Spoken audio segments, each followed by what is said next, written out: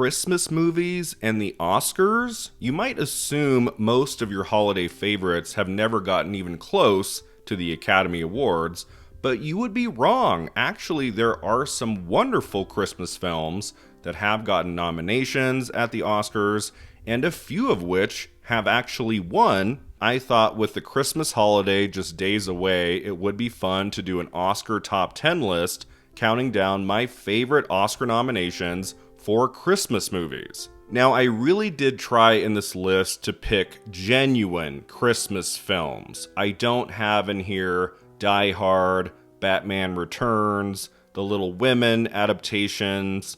I really did try to focus on what we consider to be holiday movies where Christmas is at the front and center of the narrative. I have a list of 10 Oscar nominations here that range in decades going all the way back to the 1940s, and each choice represents a different Oscar category. Are you ready? Here we go. Number 10, Best Picture, The Bishop's Wife. Was he singing Jingle Bells? No, Jingle Bells hadn't been written then. So you might be shocked to hear this. I actually just saw this film for the first time last year when I did a year of Cary Grant. Every year I pick an actor and I watch all of their films in chronological order. Last year was Cary Grant. I had only seen maybe 5 or 6 of his movies, and The Bishop's Wife was one of those titles I was very excited to check out. I adored this film, the performances, the cinematography, the lovely story, and it is a great Christmas movie. I think I'm going to watch it again this holiday season. It really does make you feel all warm and fuzzy. And you know, I would say it's kind of unexpected how well this film did at the Oscars. It's a supernatural romantic comedy, so you wouldn't expect it to get into like the top categories. The Bishop's Wife did very well. It got 5 nominations total. It won Best Sound Recording, was nominated in Film Editing, and Music, Scoring of a Dramatic or Comedy Picture. The 2 big ones it got into were Best Director for Henry Koster. This was Koster's only Oscar nomination in his long career. And it got into Best Picture of 1947. Very cool, and again, unexpected. It lost Best Picture to Gentleman's Agreement, but in the long history of the Academy Awards, a Best Picture nomination for The Bishop's Wife is a great one. Number 9, Best Animated Feature, Klaus. What happened? Not a word. You just sit there, be all magical and awesome. What? So this was the year Toy Story 4 won Best Animated Feature, beating out titles like How to Train Your Dragon, The Hidden World, and Missing Link. One of my favorite films in the category that year was Klaus, which premiered on Netflix, at least in the United States. This was a beautifully animated Christmas film story. It's funny, it's dramatic. It has a great voice cast, including Jason Schwartzman, J.K. Simmons, Norm Macdonald in his final film role released in his lifetime, and the great Joan Cusack. It won 7 trophies at the Annie Awards, and it won Best Animated Film at BAFTA, so there was a lot of love for Klaus that award season, and even though I didn't get to see it in a theater, I thought this film was lovely. It's kind of a hidden gem, I would say, especially in the long history of Christmas movies. Even though it dropped on Netflix, I don't feel like this movie gets talked about enough. It is wonderful. Check it out if you've never seen it before. Klaus is one of the best Christmas movies in recent years, and I love that it got that Oscar nomination for Animated Feature. Number 8, Best Makeup, Dr. Seuss's How the Grinch Stole Christmas. You want to know what happens to your gifts? They all come to me. In your garbage. You see what I'm saying? In your garbage! So I would say this choice comes with an asterisk in that I don't necessarily love the makeup job done on the Who's. Like, they really freaked me out when I was a teenager and first saw this movie, and they are still kind of disturbing to me to this day, but the makeup job done on Jim Carrey as the Grinch is stellar. is one of my favorite makeup jobs in like a fantasy film. In the year 2000, Jim Carrey was such a known actor, celebrity. For him to get lost in this makeup and really disappear into the character of the Grinch, he does an amazing job, and after a while, you do forget you're watching Jim Carrey. There was no one else who could have played that role, and that Oscar-winning makeup by Rick Baker and Gail Ryan is extraordinary. Yes, I said Oscar-winning, not Oscar-nominated. A few of my choices in this video are for Oscar wins, and this makeup job in early 2001 beat out The Cell and Shadow of the Vampire for a well-deserved victory. I don't know what this movie would have looked like with lesser makeup, but the job that these two and their staff were able to accomplish is mind-blowing, especially when it comes to Jim Carrey's makeup as the Grinch. Number 7, Best Art Direction, Set Direction, Scrooge. Let me assure you that I am a man of the highest principles and the most generous spirit. Generous spirit? You? So I would say this one's kind of a toss-up between art direction and costume design. I love both of those nominations. One Oscar nod 1970 Scrooge should have gotten was Best Actor for Albert Finney. It's kind of crazy to think no performance of Ebenezer Scrooge in a movie has ever received an Oscar nomination. This is the one time it could have happened because Finney won Best Actor in a Motion Picture Comedy or Musical at the Golden Globes, and he is just extraordinary in this film. It is one of the great performances of this character. I wish he had gotten in at the Oscars, at least at the nomination level. This is another Christmas movie I watched for the first time only recently. I had a podcast called Film at 50 where I was looking at movies released 50 years ago, and while looking at the films of 1970 in 2020, Scrooge was by far my favorite discovery. I mean, I've loved many of the Christmas Carol adaptations throughout the decades, the 1938 version, 1951, The Muppet Christmas Carol is fantastic, but Scrooge is wonderful. I love that it's a musical. It is a big, bold musical all the way through to that glorious final musical number at the end.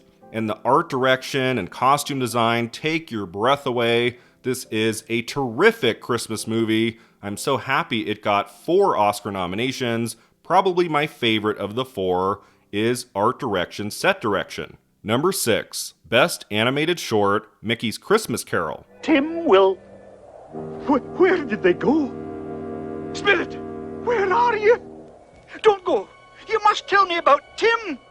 So another Oscar nomination I adore for a Christmas Carol adaptation. You might not know this, I didn't know this until doing my research a few hours ago, that Mickey's Christmas Carol, which came out in the early 1980s, did get an Oscar nomination in Best Animated Short. The nominees are Mickey's Christmas Carol, Bernie Mattinson, producer.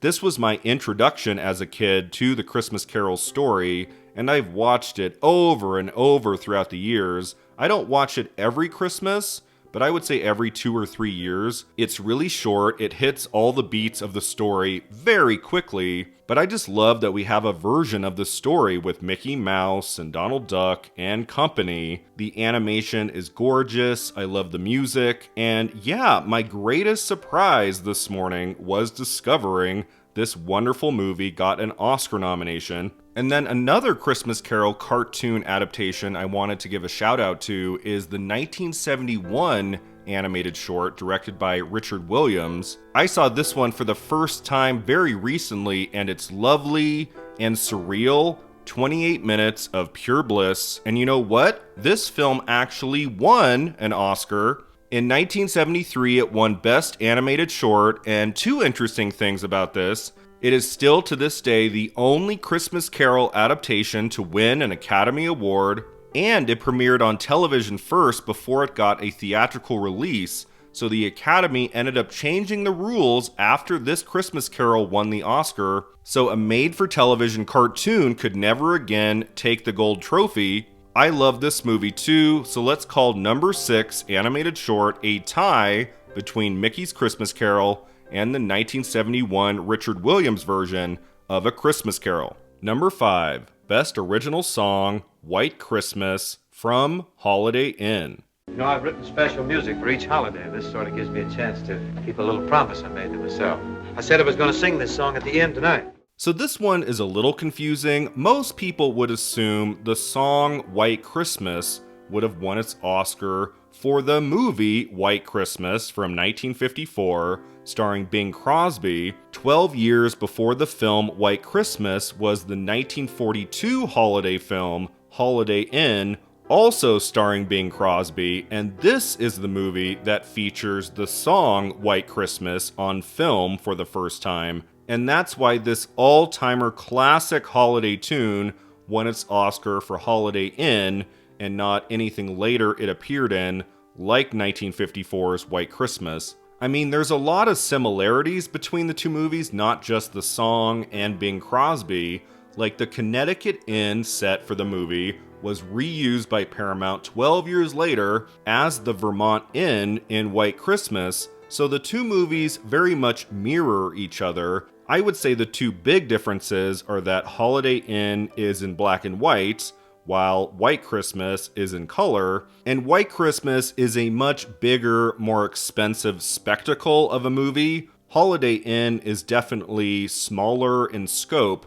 I don't necessarily love either of these movies. Like, if I had to pick one, the movie I've seen more that I do very much enjoy is White Christmas, but Holiday Inn has its pleasures, although something that really does bring Holiday Inn down is that it has a musical number with white actors in blackface, and so just for that reason alone, go with 1954's White Christmas. But I do love that song with a capital L. Every time I hear that song, it gives me these nostalgic feels for when I was a kid. My mom would play that song all the time. And you know what? I think it's really cool that it won an Academy Award. Even more interesting, which I just learned, is that Irving Berlin, who wrote the song, was there at the 1943 ceremony, and he presented the category of Best Original Song. Therefore, he became the first person ever in history to present himself with an Academy Award. Go figure. Number 4, Best Visual Effects, The Nightmare Before Christmas. Nice, nice, nice. There are hardly any naughty children this year. Now, who could that be? So The Nightmare Before Christmas is definitely in my top 10 favorite Christmas movies of all time. It's that one Christmas film you can watch in October, in November, in December. It kind of works for both Halloween and Christmas, so I definitely watch it all the time. Now, it might surprise you to learn the one category this movie made it into the Academy Awards in 1994, Best Visual Effects. It was up against Cliffhanger and Jurassic Park. You might not need too long to think what won that year. Of course, it was Jurassic Park. A young Elijah Wood presented the category, and a frickin' dinosaur gave him the envelope, so it was pretty clear what was going to win in this category. But I do think at that 1994 ceremony, one of the coolest nominations is visual effects for Nightmare Before Christmas. They could have chosen a live-action movie, a bigger kind of special effects blockbuster, but they went with a stop-motion animation film, which is really cool. You don't really see that too often, although it has happened since. I'm just happy that in the long history of great Christmas movies, we can call Nightmare Before Christmas an Academy Award nominee. Number 3, Best Original Score, Home Alone. Okay, this is extremely important. Would you please tell him that instead of presents this year, I just want my family back? I absolutely love the first two Home Alone movies, especially the original from 1990. I watch it almost every Christmas season. It always makes me laugh, and yes, it always makes me cry in that last scene. It's so well done. That Macaulay Culkin performance is extraordinary. I was so happy he got an acting nomination at the Golden Globes. He was never going to be recognized in Best Actor at the Academy Awards, but I would have been for it. That would have been amazing.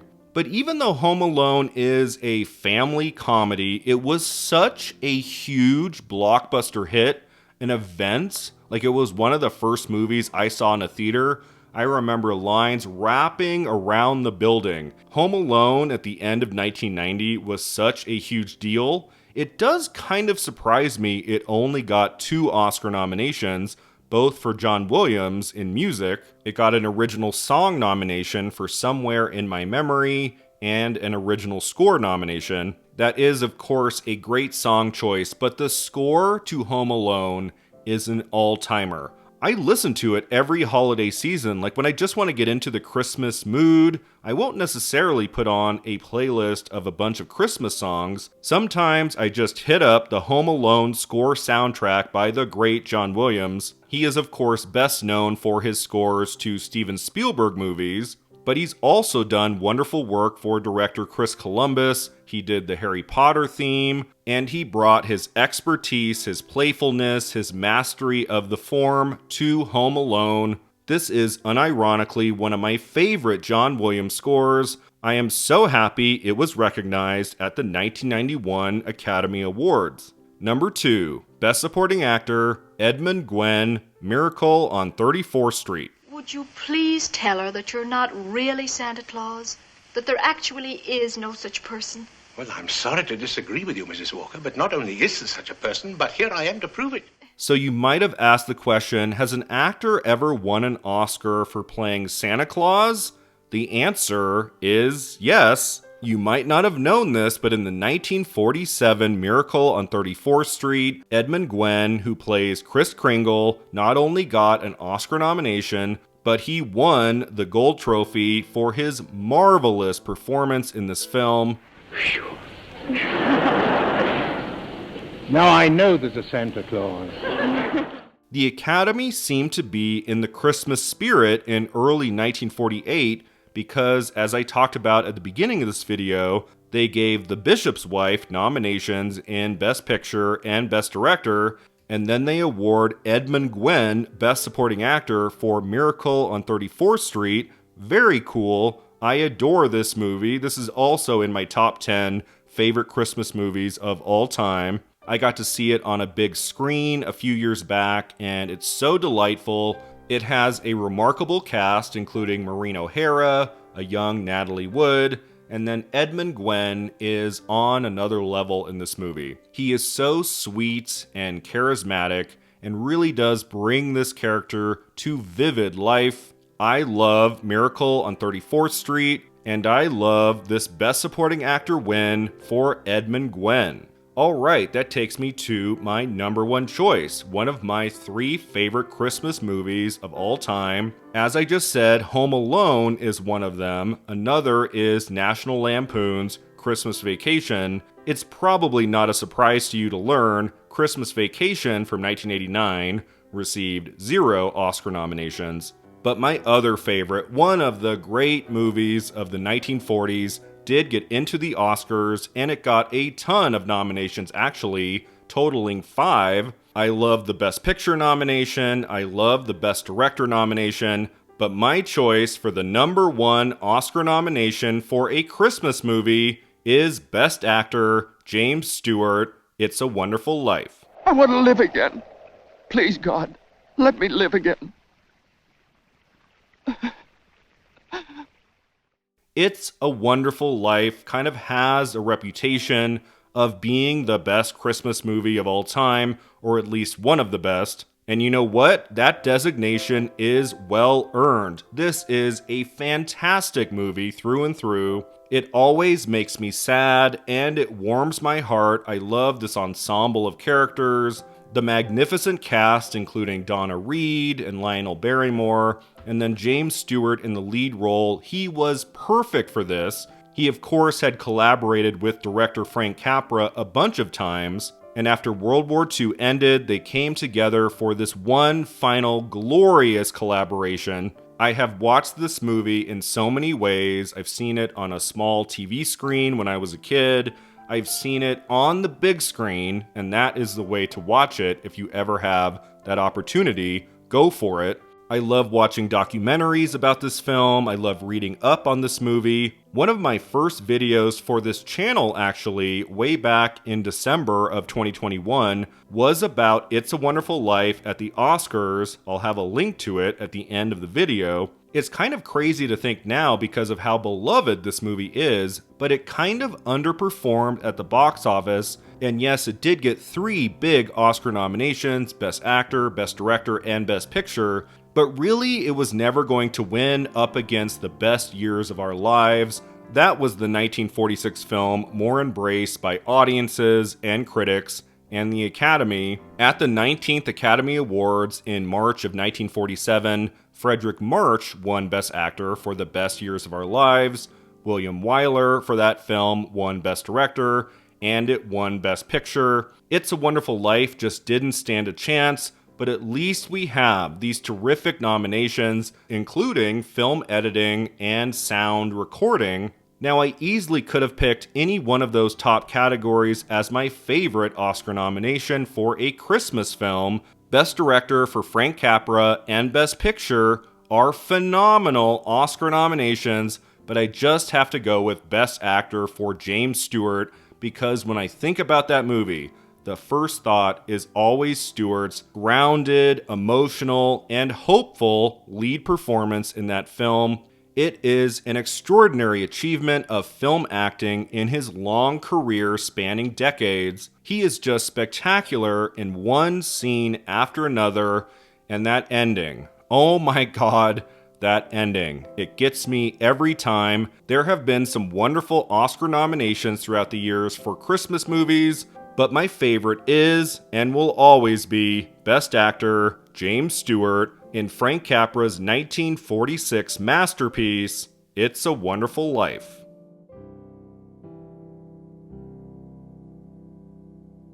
Thanks so much for watching. If you enjoyed this video, don't forget to like and subscribe, and let me know in the comments below, what are some of your favorite Oscar nominations for Christmas movies? Are there any films I left off the list? Happy holidays from the awards contender.